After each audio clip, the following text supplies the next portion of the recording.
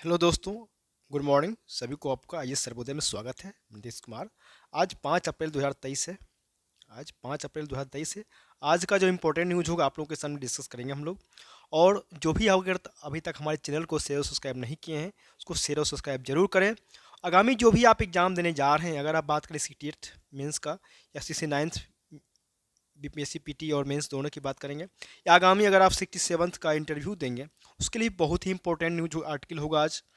और आपके लिए जो भी और आगामी और भी एग्ज़ाम जैसे यूपी पीसीएस यूपीएससी वगैरह देते हैं, ये भी एग्ज़ाम अगर आप देते हैं तो उनके लिए भी बहुत ही इंपॉर्टेंट न्यूज आर्टिकल होगा आज। उसको आपको शुरू से लेकर लास्ट तक जरूर देखने की ज़रूरत है आपको।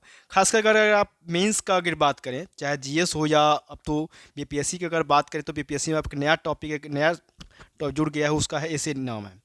निबंध में भी आपको काम आएगा चीज़। निबंध जो कि बहुत सारे ऐसे क्वेश्चंस हैं जो आपको निबंध में भी पूछे जा सकते हैं, उसी क्वेश्चन को जीएस में भी पूछे जा सकते हैं। इसलिए आपको करंट पर तो नज़र बनाए रखना होगा, मेहनत करना पड़ेगा और नोट डाउन करना पड़ेगा चीज़ें। टॉपिक में कि कुछ टॉपिक पे कौन सा पॉइंट आ रहा है उसको नोट करके रखना है, ताकि आपको मेंस लिखते समय आपको हेल्प मिलेगा। इसलिए वीडियो को शुरू से लास्ट तक जरूर देखें। जिन्होंने भी अगर अभी तक हमारे चैनल को शेयर और सब्सक्राइब नहीं किए हैं, कृपया शेयर और सब्सक्राइब जरूर करें और शुरू से लास्ट तक जरूर वीडियो देखें। और जो भी अगर आगामी आपके सामने अगर आपके नज़दीकी अगर कोई तैयारी कर रहे हैं उनको आप जरूर सजेस्ट करें कि यहाँ तैयारी करने के लिए हम लोग एनसीईआरटी बैच आज स्टार्ट हो रही है हमारी 69th बीपीएससी को लेके। जो आगामी जो एग्ज़ाम इसको लेके आपको एनसीईआरटी बैच आज से स्टार्ट हो रही है। रात में 8:45 उसकी टाइमिंग है, 8:45 टू 10:15 PM ये शाम का टाइमिंग है। तो इसमें आप ज़रूर ज्वाइन करें। बिल्कुल एनसीईआरटी बेस्ड क्लास होने जा रही है। बेसिक से ये क्लास चलेगी जो आगामी एग्जाम के लिए बहुत ही हेल्पफुल साबित होगा आपके लिए। अगर आगामी आपको अगर देखा जाएगा, वो हालिया जो एग्ज़ाम हुआ है अगर इसमें बात करें, तो आगे अभी जो हालिया एग्ज़ाम हुआ है 68 पीटी का, उसमें आप देखेंगे कि बेसिक से क्वेश्चन आए हैं एनसीईआरटी बेस्ड। उसको तैयार नहीं करेंगे तो आपका आगे निकलना मुश्किल हो पाएगा 69th के लिए। क्योंकि 69th में क्या है आपका कि एक एग्ज़ाम है और उस एग्ज़ाम के बदलते बहुत सारे एग्जाम उसमें कंबाइंड शामिल हैं। उसमें कंबाइंड एग्जाम पहली बार बीपीएससी लेने जा रही है, जिसमें कि आपको अगर एक एग्जाम में फेल किए तो आपका बाकी एग्जाम 1.5 साल तक कोई वैकेंसी नहीं आने जा रही है बीपीएससी का। इसलिए आपको बहुत ही बेहतरीन तैयारी करना है कि 69th का पीटी भी हो जाए, आप क्रैक कर लें मेंस भी और इंटरव्यू सारे एग्जाम क्लियर कर लें एक बार में। इसलिए अभी से ये मेहनत करने की ज़रूरत है। तो इसलिए जो भी न्यूज़ आर्टिकल्स आ रहे हैं, चाहे पीटी के हिसाब से हो, मेंस हो या इंटरव्यू, तो आपको नोट्स बनाने की ज़रूरत है।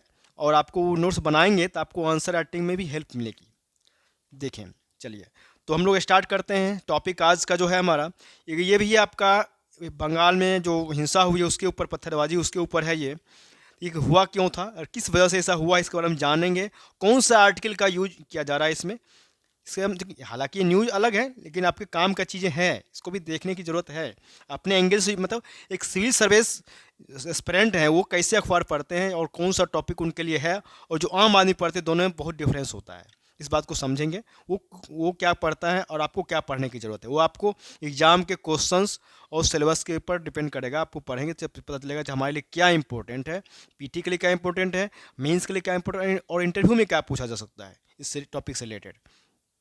ठीक है, तो इसको आप देख लेंगे चीज़ें। ठीक है, चलिए आपको चलते हैं चीज़ें। जिसका जैसे ये है बंगाल में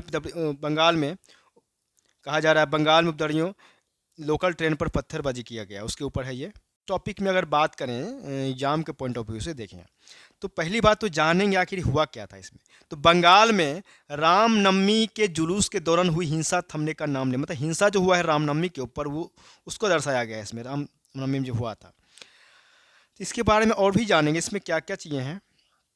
देखिए, कहा जा रहा है वहाँ का जो प्रतिपक्ष जो हैं शुभेंदु अधिकारी, ठीक है, तो उनका कहना है कि अनुच्छेद 355 लागू करने की मांग की गई है। 355 आर्टिकल होता क्या है, इसको जानना जरूरी है। आखिर इसको कहाँ यूज किया जाता है, क्या है इसके, क्या है इसमें 355 में क्या दिया गया है, किसकी चर्चा किया गया।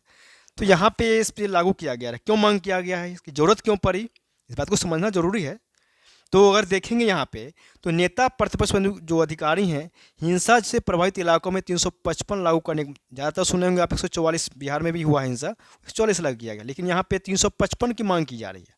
दोनों में डिफरेंसेस क्या है और इसका मतलब क्या है, इसके मतलब क्या है, मायने जरूर रखना जानकारी है। ये इंटरव्यू में भी पूछा जा सकता है। आपको आंसर लाइक लिखेंगे, आंसर राइटिंग में भी लिखना का मेंशन करना जरूरी है। ठीक है, देखिए है क्या कि कहा जा रहा है कि इसके तहत उन्होंने आगरा के शिवपुर हुगली के परिसरा में 1 महीने तक केंद्रीय बलों की तैनाती की मांग की है। उन्होंने राज्यपाल से अनुरोध किया है कि वह गृह मंत्रालय से इसकी सिफारिश करे, और उन्होंने हिंसा पर राज्यपाल की भूमिका का पर असंतुष्टि जताई है। और शुभेंदु अधिकारी ने हिंसा पर कलकत्ता हाईकोर्ट का ध्यान आकर्षण भी किया है, और हाईकोर्ट ने इस संबंध में राज्य सरकार से रिपोर्ट तलब किया है। अब देखिए राज्यपाल की क्या भूमिका है वहाँ पे।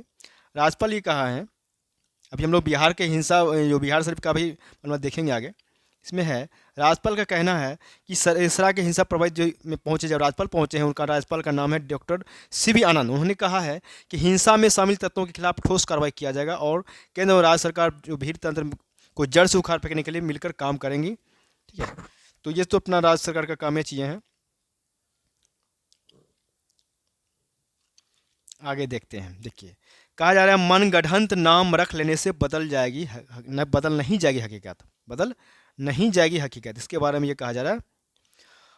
ये क्यों कहा, इसके बारे में मैंने कल डिस्कस किया था, वो चीन और अरुणाचल प्रदेश को लेके है ये चीज़ टॉपिक। इसको फिर से जान लीजिए कि आज क्या चल रहा है चीज़ें।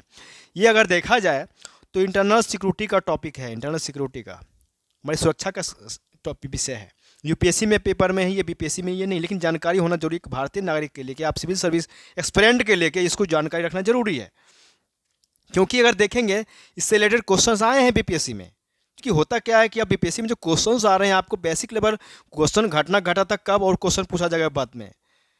68 अगर उदाहरण मैं बताऊं तो 67 का जो बीपीएससी हुआ था 8 मई को, उसमें क्वेश्चन पूछा गया था 2020 का घटना था लद्दाख वाला, उसका क्वेश्चन एग्जाम 2023 में 22 में क्वेश्चन पूछा गया उससे रिलेटेड टॉपिक।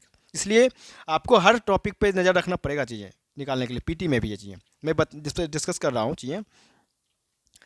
कहा जा रहा है कि अरुणाचल के 11 स्थानों पर चीन की सरकार की तरफ से नया नामकरण को भारत ने सिरे से खारिज कर दिया। इसको जो नया जो नामकरण रखने का बात था चाइना को, उसको भारत जो सिरे से खारिज कर दिया। भारत ने ये भी कहा है कि अरुणाचल प्रदेश जो हमारा प्रदेश उसका भी हिस्सा है, और कुछ काल्पनिक नाम रख देने से वास्तविकता नहीं बदलेगी। चीन की तरफ से भारत के पूर्वोत्तर क्षेत्र में, नॉर्थ ईस्ट में हमारे स्थित इस राज्य के स्थानों का नाम बदलने की यह तीसरी घटना, ये तीसरा घटना है उसका नाम बदलने का। चीन की हमारे जो विशेषज्ञ हैं उनका कहना है कि चीन की तरफ से बार बार उकसावे की नीति को देखते हुए भारत को भी तिब्बत को लेकर भी नीति बदलना चाहिए। जब अरुणाचल प्रदेश भारत हमारे लिए ये करा है, तो हमको भी तिब्बत के लेकर अपना नीति पॉलिसी बदलना पड़ेगा।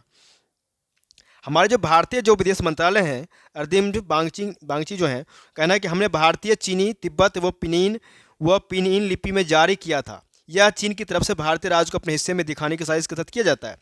भारत की प्रतिक्रिया पर चीन ने कहा है कि संगनान, मतलब अरुणाचल का चीनी नाम है, मतलब संगनान। देखिए यहाँ पे एक नाम को याद रखिए, चीन ने कहा संगनान जो नाम रखा है वो अरुणाचल का चीनी नाम है। ठीक है, इसको जान रखेंगे, इसको उसका चीनी नाम है। तो आगे क्या है, तो उसका हिस्सा है, और नामकरण का जो फैसला संबंधित अधिकारियों ने किया है। चीन और भारत के बीच को लेकर जो विवाद है, ये साफ है कि मई 2020 का जिक्र आ गया। फिर तो मई 2020 में पूर्वी लद्दाख में वास्तविक नियंत्रण रेखा एलएसी में चीनी सैनिकों के घुसपैठ के बाद तनाव की जो स्थिति पैदा हुई थी, उसमें सुधार नहीं हुआ है अभी तक। इस बात को ध्यान जरूरी है। विदेश मंत्री जो हमारे हैं जयशंकर ने हाल ही में एक सभा में कहा था कि पूर्वी लद्दाख जो है में स्थिति न सिर्फ इतना तनावपूर्ण है बल्कि खतरनाक भी है। भारत साफ कर चुका है कि जब तक एलएसी पर मई 2020 से पहले वाली स्थिति पार नहीं हो जाती, द्विपक्षीय रिश्तों को सामान्य नहीं बनाया जा सकता है। राजनीतिक विशेषज्ञ ब्रह्मा चलानी ने विदेश मंत्रालय की इस प्रतिक्रिया को लेकर संतुष्ट नहीं है, और उनका मानना है कि भारत की एक चीन की नीति सही नहीं है। चलिए आगे भी आपका आईआर का है ये। भूटान नरेश वांगचुक जो है के सामने मोदी ने उठाया डोकलाम का मुद्दा, अभी वो भारत आए हुए हैं। देखिए उनके सामने ये मुद्दा उठाया गया है। ये तो कहा गया है मोदी ने मंगलवार को भूटान नरेश जो आए हुए हैं जिग्मे, उनका नाम क्या है याद रखिएगा, भूटान जिग्मे खेसर नामग्याल वांगचुक के समक्ष भारत भूटान चीन की सीमा पर स्थित डोकलाम का मुद्दा भी उठाया गया है। मतलब वार्ता जो हुई है दोनों पक्षों के, वार्ता में द्विपक्षीय संबंधों से जुड़े हर मुद्दे पर विस्तार से बातचीत किया गया है। इस बैठक में यहाँ पे पढ़ने की जरूरत है कि बैठक में क्या हुआ, तो बैठक में भूटान को आर्थिक मदद देने पर भी सहमति बन गई है। इसमें भूटान के कृषि उत्पादों को दूसरे देशों में ज़्यादा निर्यात करने की सहूलियत देना भी शामिल होगा। इस बैठक में ये चीज़ें हैं, और आगे बात करेंगे इसमें क्या क्या समझौता हुआ है। कहा गया है कि देखिए भारत जो, देखिए यहाँ पे ये नोट करने की ज़रूरत है। भारत को, भूटान को 5 तरह से मदद बढ़ाएगा भारत, मतलब उसकी पंचवर्षीय योजना के लिए ज़्यादा वित्तीय मदद की जाएगी। उसकी कृषि उत्पादों के निर्यात को बढ़ाने की जरूरत, बढ़ाने की दी जाएगी सहूलियत। भूटान भारत के बीच सीधी रेल लिंक कोकराझार से गोलफू तक बनाया जाएगा। आगे बात करेंगे।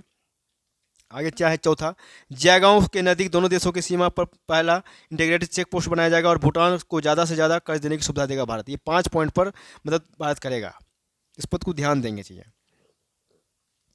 आगे है देखिए, अदालत में पेशी से पहले हिरासत में लिए गए ट्रंप। ये चीज़ें आपको इंटरव्यू में पूछा जा सकता है। आगामी जो भी प्रोजेक्ट मैनेजर का exam, AO, panchayat auditor, CDPO, 4 interview plus last में 67 का इंटरव्यू, सारे इंटरव्यू में किसी न किसी इंटरव्यू में पूछा जा सकता है। आपको जानकारी होनी चाहिए, नज़र रखनी जरूरी चाहिए कि आप एक सिविल सर्विस एस्पिरेंट हैं, ठीक है, आपको जानकारी है या नहीं, आप करंट से अवगत हैं या नहीं, इस बात को भी दर्शाता है चीज़ें। तो चलिए इस पर हम अभी डिस्कस करते हैं कि देखिए हुआ क्या है, इसका मसला क्या था। तो राष्ट्रपति चुनाव अभियान के दौरान एक पोर्न स्टार को चुप रहने के बदले पैसे दिए जाने के मामले में अदालत में समर्पण करने पहुंचे पूर्व अमेरिकी राष्ट्रपति डोनाल्ड ट्रंप को न्यूयॉर्क पुलिस ने मैनहट्टन कोर्ट में पेशी से पहले हिरासत में ले लिया। बाद में उन्हें अदालत में पेश किया गया। ट्रंप के पहुंचने से पहले वहां सुरक्षा के कड़े इंतजाम किए गए थे। ट्रंप 8 कारों के काफिले के साथ अदालत पहुंचे और सीएनएन की खबर के अनुसार अदालत में अपनी पेशी से पहले ट्रंप मैनहट्टन जिला अटॉर्नी के कार्यालय में पुलिस हिरासत में है। तो समझ में आ गया किस मामले के दौरान इनको हिरासत में लिया गया है। इस बात को बस इतना ही जानकारी रखना है इसमें, उससे ज़्यादा नहीं। आगे चल रहे हैं हम लोग नेक्स्ट टॉपिक में। देखिए, आपदा में प्रतिक्रिया एकीकृत होना चाहिए, अलग थलग नहीं। इसका में हम समझेंगे चीज़ों को, जो टॉपिक हमारे लिए इंपॉर्टेंट होगा, जो इतना उतना करेंगे चीज़ें। क्योंकि प्रधानमंत्री मोदी ने आपदा से निपटने के लिए एकीकृत रवैया अपनाने में आवश्यकता को रेखांकित करते हुए मंगलवार को कहा कि निकटता की जुड़ी दुनिया में आपदाओं का प्रभाव केवल स्थानीय नहीं होगा, बल्कि एक क्षेत्र में आपदा का अलग क्षेत्र में बड़ा प्रभाव पड़ सकता है। इसलिए हमारी प्रतिक्रिया जो होगा अलग थलग नहीं होना चाहिए।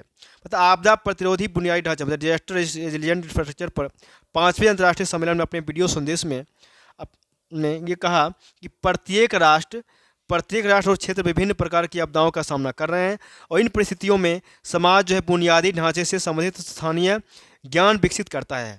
उन्होंने ये भी कहा कि बुनियादी ढांचे का आधुनिकीकरण करते समय इस तरह के ज्ञान का बुद्धिमानी से उपयोग करने की आवश्यकता पर बल दिया। उन्होंने कहा कि स्थानीय अंतर्दृष्टि, मतलब स्थानीय जो अंतर्दृष्टि के साथ आधुनिक तकनीक लचीलेपन के लिए बहुत अच्छी हो सकती है। इसके अलावा यदि अच्छी तरह से इसका उपयोग किया जाए तो हम स्थानीय ज्ञान जो है सर्वोत्तम वैश्विक अभ्यास बन सकता है। इस बात को ध्यान देंगे। आगे की बात करें, ठीक है, उनके कहा गया है कि बुनियादी ढांचे केवल रिटर्न के बारे में नहीं है, बल्कि पहुंच और लचीलेपन के बारे में भी है। बुनियादी ढांचे के बारे में समग्र दृष्टिकोण रखने पर जोर देते उन्होंने कहा कि ऐसी चीज़ है कि इसमें किसी को पीछे नहीं छोड़ना चाहिए और संकट के समय लोगों की सेवा करनी चाहिए। प्रधानमंत्री ने मोदी ने यूरोप और भारत और यूरोप में लू चक्रवात और तुर्की व सीरिया में हाल में आई भूकंप की घटनाओं का जिक्र करते हुए ये आपदाएं विश्व के सामने मौजूद चुनौतियों की याद दिलाती हैं और त्वरित राहत के साथ साथ उन्होंने आपदाओं के दौरान भी सामान्य स्थिति की जल्द बहाली पर ध्यान केंद्रित करने की आवश्यकता पर भी जोर दिया है। तो इस बात को ध्यान देंगे। देखिए, 60% घरों तक पहुँचा, अभी तक स्वच्छ जल पहुँच गया है। हमारा जो जल जीवन मिशन है, ये आपको आंकड़ा मेंस में डाटा लिखने के में काम आएगा। चाहिए जल जीवन मिशन के माध्यम से क्या हो, मतलब क्या है ये, तो 60% घरों तक नल मतलब टैप के जरिए स्वच्छ जल पहुंचाया गया है। जल शक्ति मंत्रालय के अनुसार इस मिशन क्रियान्वयन में से इस साल के शुरुआती 3 महीनों में खास तौर पर तेजी आई है। औसतन हर दिन 86,894 नए टैप वाटर कनेक्शन दिए गए हैं। इस उपलब्धि का जिक्र करते हुए जल शक्ति मंत्रालय जो एजेंसी सहायक ने ट्वीट किया है कि हमारे गांव में 60% घरों में अब सक्रिय टैपों के जरिए स्वच्छ पेयजल की आपूर्ति की जा रही है, ठीक है। इस बात को ध्यान देंगे। ये इसके बारे में एक चीज़ और बता दें कि घोषणा कब किया गया था, इसके बारे में इसको नोट करने की जरूरत है कि पीएम मोदी ने 15 अगस्त 2019 को इस मिशन की घोषणा की थी। तब 19.43 करोड़ ग्रामीण परिवारों में से केवल 3.23 करोड़ परिवारों को ही पास ही नल का पानी उपलब्ध था। 5 राज्य गुजरात, तेलंगाना, गोवा, हरियाणा और पंजाब तथा 3 केंद्रशासित प्रदेश अंडमान निकोबार, दमन व नगर दादरा नगर हवेली, चंडीगढ़ ने 100% मतलब 100% कवरेज हासिल कर लिया है। तो इस बात को भी ध्यान देंगे। चलिए, ये चीज़ें हैं आपका, ये साइंस टेक्नोलॉजी का है कि भारत S-400 वायु रक्षा प्रणाली का पहला परीक्षण जल्द करेगा। मतलब क्या, तो लंबी दूरी की वायु रक्षा प्रणाली के पहले 2 स्क्वाड्रन का संचालन करने के बाद भारतीय वायुसेना जो है जल्द ही S-400 मिसाइलों की पहली फायरिंग करने जा रही है।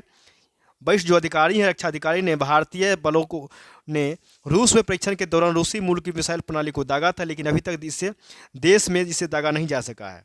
30 से आगे बढ़ने वाले हवाई लक्ष्य के खिलाफ छोटी या मध्यम दूरी की मिसाइलों में से एक का उपयोग करके बहुत जल्द परीक्षण करने की योजना है। इस बात को भी ध्यान देंगे।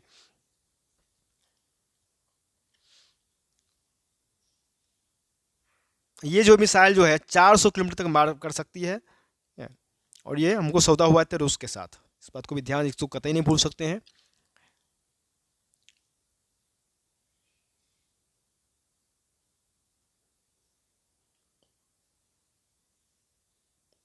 देखिए घाटी में, ये भी इंटरनल सिक्योरिटी का टॉपिक है आपका।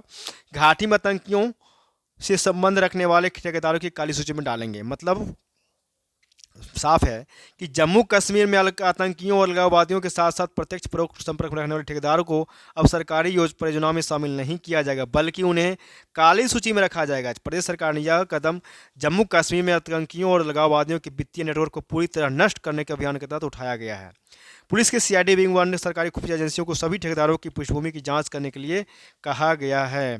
मतलब प्रदेश सरकार ने सरकारी तंत्र में छिपे बैठे आतंकियों और अलगाववादियों के समर्थकों को सेवा मुक्त करने का एक अभियान पहले ही चला रखा था। इस अभियान के तहत 50 अधिकारियों और कर्मियों को सेवा मुक्त भी किया जा चुका है। ये भी आपको ध्यान रखना जरूरी है। देखिए ये भी आपका है, 2 हुर्रियत समेत 5 नेताओं के ठिकानों पर एसआई ने ली तलाशी। मतलब कश्मीर में आतंकी और कश्मीर में आतंकी और तत्वों के तंत्र और वित्तीय नेटवर्क को खंगाल रही प्रदेश जांच एजेंसी एसआईए ने मंगलवार को 2 हुर्रियत नेताओं के ठिकानों समेत 5 जगहों की तलाशी लिया, जिसमें कुछ श्रीनगर, बारामूला और कुपवाड़ा में चलाए गए इस अभियान में किसी को गिरफ्तार तो नहीं किया गया, लेकिन एसीआई ने वित्तीय लेन देन से संबंधित कुछ डायरियां और डिजिटल सबूत कब्जे में लिए हैं। इनकी पड़ताल की जा रही है।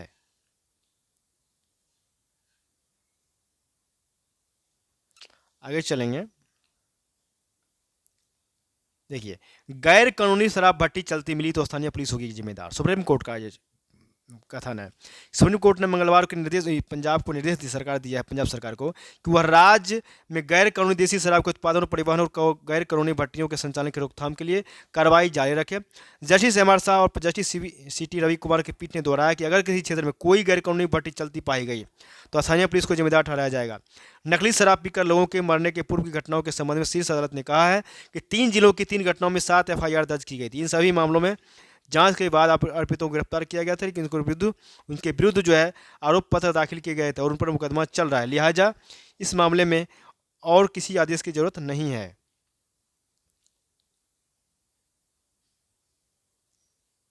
आगे की बात करें, ये टॉपिक आपको आप तैयार कर लेंगे इसको, कोयले पर निर्भरता के बारे में ये टॉपिक है। और देखिए ये टॉपिक को बराबर मैंने चर्चा किया कि पराली की इलाज मुश्किल क्यों, पराली का इन्वायरमेंट का टॉपिक है ये पराली जो है, पराली का इलाज क्यों मुश्किल क्यों है कि ग्रामीण अंचलों में अरसे से कृषि अवशेष के रूप में बचने वाली पराली हाल के दशक में तब चर्चा में ज़्यादा आई जब खास तौर से दिल्ली एनसीआर में वायु प्रदूषण के चलते हालात संगीन हो गए थे।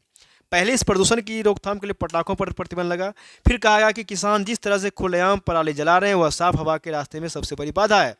पहले किसान कटाई के बाद धान के अवशेषों को ही जलाते थे क्योंकि उसे पशुओं के लिए अच्छा चारा नहीं माना जाता है, लेकिन अब गेहूं की पराली भी धड़ल्ले से जलाने लगे हैं। इसकी अहम वजह किसानों का अज्ञान, मतलब जानकारी नहीं होना, और सरकारी योजनाओं पर धरातल का नहीं उतरना आदि है। पर इसकी एक तकनीकी वजह भी है। किसान अब मशीनों से फसल कटाई करने लगे हैं, जिसमें फसलों के ज़्यादातर अवशेष खेत में हो रह जाते हैं। इनको जड़ से हटाने की ज़रूरत होती है, लेकिन खर्च और समय बचाने के लिए किसान उन्हें जलाना बेहतर समझते हैं। यह चलन सिर्फ पंजाब हरियाणा तक सीमित नहीं है, बल्कि अगर देखा जाए तो अन्य राज्यों में भी किसान यही तरीका अपना रहे हैं। फसल कटाई के पारंपरिक तरीके में दिहाड़ी मजदूरों की मदद लेनी पड़ती थी, लेकिन मजदूरी की लागत बढ़ने की वजह से यह काम जो है सब मशीनों के जरिए हो रहा है। अब देखेंगे कि पराली जलाने की बढ़ती घटनाओं का असर वायु प्रदूषण और जहरीली धुंध के रूप में पड़ा हुआ है। फसल कटाई के मौसम में यह अक्सर देश की राजधानी दिल्ली भीषण धुंध की चपेट में आ जाती है, और एनसीआर अलावा पंजाब हरियाणा में अप्रैल, मई और अक्टूबर नवंबर को पराली जलने का पीक सीजन आ जाता है, और इस दौरान दिल्ली गैस चैम्बर में तब्दील हो जाता है। तो इस बात को ध्यान देंगे चीज़ें। इन्वायरमेंट का टॉपिक था ये चीज़ें। अब आएंगे हम लोग इकोनॉमिक्स का टॉपिक। बहुत ही अच्छे अच्छे आर्टिकल्स हैं इकोनॉमिक्स में भी और आईआर में भी आगे, डिस्कस करेंगे, बहुत आपको ध्यान देने की ज़रूरत होगा, ज़रूरी है कि ये कह रहा है, टॉपिक क्या कह रहा है कि एमएसएमई को सरकार ने दी बड़ी राहत। क्या? तो एमएसएमई को सरकार ने बड़ी राहत दी है। अब एमएसएमई क्रेडिट कार्ड स्कीम के तहत अधिकतम 2 करोड़ की जगह 5 करोड़ का लोन ले सकेंगे। इस लोन के बदले लगने वाली फीस में भी एमएसएमई को राहत दी गई है। प्रधानमंत्री मोदी ने कहा है कि क्रेडिट गारंटी योजना में सुधार एमएसएमई क्षेत्र को मजबूत करने के सरकारी प्रयासों का हिस्सा है। जो एमएसएमई मंत्री हैं नारायण राणे ने ट्वीट करके बताया है कि एमएसएमई क्षेत्र को मजबूत करने के निरंतर प्रयासों के अंतर्गत एमएसएमई में ऋण के प्रभाव को बढ़ाने के लिए क्रेडिट गारंटी योजना को और बेहतर नवीन रूप दिया गया है और गारंटी की सीमा 2 करोड़ से बढ़ाकर 5 करोड़ कर दिया गया है। अब आगे देखेंगे कि नई व्यापार नीति से भी एमएसएमई को होगा फायदा। मतलब नई व्यापार नीति है क्या, उसके बारे में समझेंगे। यहाँ क्या है, उसमें कुछ डेवलपमेंट वगैरह हुआ है, तो उसके बारे में हम समझते हैं टॉपिक को, देखते हैं। छोटे उद्यमियों ने बताया है कि गत 31 मार्च को घोषित नई विदेश व्यापार नीति की मदद से निर्यात करने में आसानी होगी और पहले की तुलना में ई कॉमर्स निर्यात उनके लिए फायदेमंद सौदा होगा। Federation of India small medium enterprises किस्में के महासचिव अनिल भारद्वाज ने बताया कि अभी कुरियर के माध्यम से निर्यात करने पर उद्यमियों को 18% का टैक्स लगता है, जो नई नीति घोषणा के बाद नहीं लगेगा। ई कॉमर्स निर्यात को मुख्य निर्यात के श्रेणी में लाने से छोटे उद्यमियों को कारोबार में काफ़ी बढ़ोतरी होगी और जेम्स और ज्वेलरी से लेकर शादी ब्याह में पहने जाने वाली पोशाक तक का वे निर्यात कर सकेंगे। ये चीज़ों को समझ लेंगे, आगे चलेंगे। चीज़ें विश्व बैंक के विकास दर अनुमान को घटाकर 6.3% किया है। मतलब विश्व बैंक जो है हमारा, विश्व बैंक वर्ष 2023-24 के लिए भारत के विकास दर के अनुमान को पहले 6.6 से घटाकर 6.3% कर दिया। वहीं एशियाई विकास बैंक डेवलप एडीबी जिसको बोलते हैं, इस साल भारत का आर्थिक विकास दर 6.4% रहेगी। विश्व बैंक ने विकास दर के अनुमान को तो घटाया है, लेकिन अच्छी बात तो यह है कि दोनों वैश्विक एजेंसियों ने यह भी कहा है कि चालू वित्त वर्ष में भारत में महंगाई की स्थिति बहुत नहीं बिगड़ेगी। हालांकि घरेलू मांग में तेजी नहीं आने का ये एजेंसियां सरकार के लिए चिंता का सबब बन रही है, क्योंकि विश्व बैंक ने दिसंबर 2022 में ये कहा था कि भारत की विकास दर कितना होगा, 6.6% रहेगा। विकास दर को घटाने के पीछे मुख्य कारण क्या है? मुख्य कारण यह है कि बैंक ने घरेलू मांग की कमी और वैश्विक हालात को बताया है। आने वाले दिनों में ब्याज दरों के बढ़ने का असर दिखेगा। ये भी है कि आर्थिक वृद्धि को मजबूती देंगे भारत और चीन। मतलब एशियाई विकास बैंक एडीबी ने कहा है कि भारत में मजबूत मांग और चीन का महामारी से उबरना इस वर्ष एशिया में मजबूत आर्थिक वृद्धि के कारक बनेंगे। उन्होंने ये भी कहा है कि एशिया इस वर्ष अगले वर्ष 4.8% की दर से बढ़ेगा, जो 2022 के 4.2% से अधिक है। आगे बात करेंगे मुकेश अंबानी के एशिया के सबसे अमीर व्यक्ति। फोर्ब्स का सूची जारी किया गया है, इसमें बात करेंगे कि रिलायंस इंडस्ट्री के चेयरमैन मुकेश अंबानी एक बार फिर एशिया के सबसे अमीर व्यक्ति बन गए हैं। उनके प्रमुख प्रतिद्वंदी गौतम अडानी वैश्विक सूची में खिसक कर 24वें स्थान पर आ गए हैं। अडानी 24 जनवरी को दुनिया के तीसरे सबसे धनी व्यक्ति थे। उसमें उनकी दौलत 126 अरब डॉलर थी। हालांकि इंडियन रिसर्च की रिपोर्ट के बाद उनकी कंपनी के शेयरों की कीमत में गिरावट दर्ज की गई है। अरबपति में अगर बात करें तो अमेरिका 735 अरबपति, कुल संपत्ति 4.5 ट्रिलियन डॉलर। चीन में 562 अरबपति हैं, जो 2 ट्रिलियन डॉलर है संपत्ति होगा। और भारत में 169 अरबपति, जिनका जो है 675 अरब डॉलर संपत्ति है। मतलब अरबपतियों की सूची में अगर बात करें तो भारत जो है हमारा तीसरा नंबर पे है। रियल एस्टेट के रुके प्रोजेक्ट की समीक्षा के लिए समिति का गठन किया जाएगा। समझेंगे इस टॉपिक को कि केंद्रीय आवास और शहरी मामलों के मंत्रालय ने रियल एस्टेट की अटकी परियोजनाओं से जुड़े मुद्दों के समाधान और उन्हें पूरा करने के उपायों के बारे में सुझाव देने के लिए नीति आयोग के पूर्व मुख्य कार्यपालक अधिकारी सीईओ जो है अमिताभ कांत की अध्यक्षता में 14 सदस्यीय समिति का गठन किया है। मंत्रालय ने 31 मार्च को जारी आदेश के अनुसार समिति की पहली बैठक की तिथि से 6 महीने की रिपोर्ट देगी। मतलब अमिताभ कांत की अध्यक्षता वाली समिति रुकी हुई जो परियोजना है उसको पूरा करने में सुझाएगी। और शहरी मामलों के मंत्री हरदीप सिंह पुरी ने भी इस साल की तरफ समिति बनाने का लिया था फैसला। आगे है आईआर का टॉपिक है कि भारत विश्व शक्ति बन चुका है, दुनिया हमारी बात सुनती है। रामनाथ कोविंद का कहना है कि भारत जो है विश्व शक्ति बन चुका है और दुनिया हमारी बात सुनती है। हमारे राष्ट्रपति जो हैं उनका कहना है, पूर्व राष्ट्रपति रह चुके हैं रामनाथ कोविंद का कहना है कि विश्व शक्ति बनने के जितने भी प्राय हैं भारत उस पर खड़ा उतरता है। दुनिया आज हमारी बात सुनती है, मानती भी है। भारत विश्व शक्ति बन चुका है। भारत की बढ़ी हुई शक्ति की का ही परिमाण है कि हम रूस यूक्रेन युद्ध के बीच वहां से अपने 23,000 से अधिक विद्यार्थियों के सकुशल और सुरक्षित वापस ले पाए, मतलब वापस लाए हैं वहां से। पूर्व राष्ट्रपति जो है मंगलवार को पानीपत के एक निजी स्कूल में महावीर जयंती समारोह में मुख्य अतिथि में ये बातें कही। उन्होंने ये भी कहा कि भारत की बड़ी ताकत अहिंसा और सब कल्याण की भावना है। भगवान महावीर ने मानवता को अहिंसा का संदेश दिया, तो उनके दिखाए मार्ग पर चलकर हम बड़ी से बड़ी चुनौतियों को पार कर सकते हैं। वीरों में वीर भगवान महावीर हैं। नाटो में शामिल हुआ फिनलैंड रूस ने दी चेतावना, इस चेतावनी मतलब इस टॉपिक को समझना बहुत ही ज़रूरी है चीज़ें। क्या है? तो देखिए, क्या है चीज़ें, तो देखा जाए तो यूक्रेन पर रूसी हमले ने गुट निरपेक्ष की नीति समाप्त करने पर को यह मजबूर किया। बेल्जियम की राजधानी ब्रुसेल्स में मंगलवार को नाटो मुख्यालय में फिनलैंड का ध्वजारोहण करते समय फिनलैंड के उस कर में तो रूस ने फिनलैंड को नाटो सदस्यता के लिए दी चेतावनी। मतलब क्या किया है कि क्रेमलिन के प्रवक्ता जो हैं दिमित्री पेस्कोव ने मंगलवार को कहा कि नाटो में फिनलैंड के प्रवेश के संबंध में रूस को जवाबी कार्रवाई करनी होगी। क्रेमलिन का मानना है कि नाटो का विस्तार हमारी सुरक्षा और रूसी संघ के हितों के लिए खतरा भी है। हम सामरिक और राजनीतिक दोनों तरह से अपनी सुरक्षा सुनिश्चित करने के लिए जवाबी कार्रवाई करेंगे। उन्होंने कहा कि हमारी सेना में हमें सही समय पर हर चीज़ के बारे में सूचित करेगा। मतलब कुनबा बढ़ा, मतलब रूस के और करीब पहुंचा नाटो। मतलब फिनलैंड की सदस्यता जब लिया है, फिनलैंड की सदस्यता से नाटो की मजबूती बढ़ गई है। लेकिन बीते कुछ वर्षों में नाटो का महत्व तो कम हो गया था, लेकिन यूक्रेन रूस ने इसे फिर मुख्यधारा में वापस ला दिया। नया सदस्य फिनलैंड 1340 किलोमीटर की सीमा रूस के साथ साझा करता है। अब नाटो और रूस की साझा सीमाओं की लंबाई दुगनी हो जाएगी और यह बाल्टिक सागर में नाटो को मजबूती प्रदान करेगा। और बोस्निया और हर्जेगोविना, जॉर्जिया और यूक्रेन भी नाटो के सदस्य बनने को इच्छुक है। मतलब इस बात को पीटी में होगा कि हाल ही में कौन सा देश जो है पहुंचा है नाटो में सदस्यता हासिल किया, तो ये फिनलैंड किया है। मतलब अब चिंता रूस को इसलिए बढ़ गया क्योंकि उसका 1340 किलोमीटर का दायरा कवर रूस में टच करता है। किलोमीटर सीमा जो है रूस के साथ साझा करता है फिनलैंड। मतलब रूस की चिंता भी बढ़ गई क्योंकि नाटो के 5 सदस्य की सीमा रूस से मिलती है। फिनलैंड के नाटो में शामिल होने से 1340 किलोमीटर की सीमा और जुड़ जाएगी। इस तरह से नाटो देश और रूस के बीच 2500 किलोमीटर की तक पहुंच जाएगी। ये चीज़ें हैं, आगे देखेंगे कि इसके बारे में समझेंगे। तो 1994 में नाटो का पहला संयुक्त अभियान हुआ था। देखिए आगे क्या है, तो 1949 में अमेरिका और ब्रिटेन समेत 12 देशों ने मिलकर किया था, नाटो की स्थापना किया था। 12 कम्युनिस्ट देशों का संगठन बना। सोवियत संघ ने वार्सा की संधि की थी। यह संगठन नाटो के जवाब में था। 12 सितंबर 2021 को नाटो ने अनुच्छेद 5 को केवल एक बार लागू किया, अमेरिकी में 9/11 जो हमले के बाद। 1991 में सोवियत संघ के पतन के बाद नाटो ने पूर्वी यूरोप के विरोधी प्रदर्शनों के साथ भी संबंध से जुड़े हैं। अब बात करते हैं कि अनुच्छेद 5 है क्या। तो सामूहिक, चलिए तो हम बात कर रहे हैं अनुच्छेद 5 का।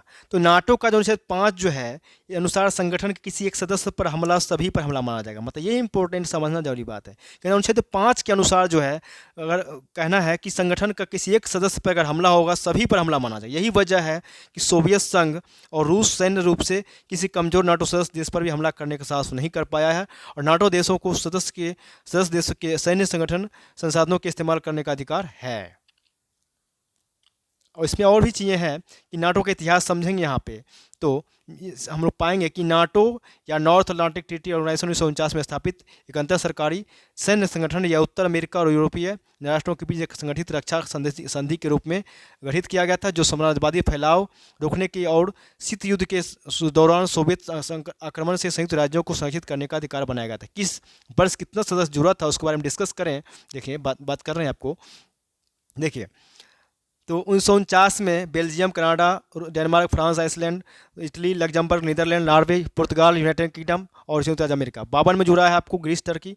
1955 में जर्मनी, 82 में स्पेन, 1999 में चेक गणराज्य, हंगरी, पोलैंड, 2004 में Bulgaria, Estonia, Latvia, Lithuania, Romania, Slovakia, Slovenia, 2009 में अल्बानिया और क्रोएशिया, 2017 में मोंटेनेग्रो और आपका 2020 में उत्तर मैसेडोनिया। ठीक है,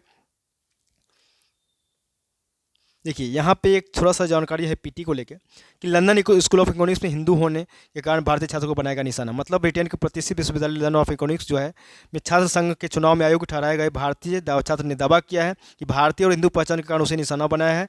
उसकी छवि खराब करने पर वाला दुष्प्रचार किया गया है।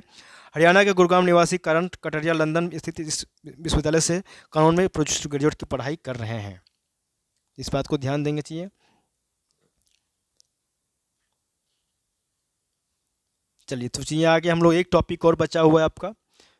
एक टॉपिक और है हमारा, ये आपको साइंस टेक कर सकते हैं या जनरल साइंस की बात कर सकते हैं। ये कि जैविक रासायनिक हमले में बचाव के लिए स्वदेशी तकनीक, साइंस का ही टॉपिक होगा। ये